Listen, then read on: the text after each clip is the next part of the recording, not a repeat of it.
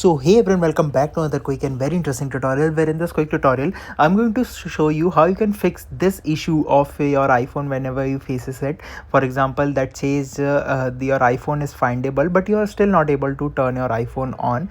Now first of all, make sure to connect the charger, and if it still not works, just simply you need to hard reset your iPhone. Now in order to do it, simply press the volume up button once, then volume down button once you do this, and make sure to press and hold the power button for about 10 seconds until your phone screen turns off, and then again you'll see the Apple logo again.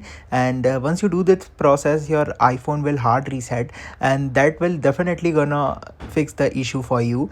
And you can now normally use your iPhone as you want.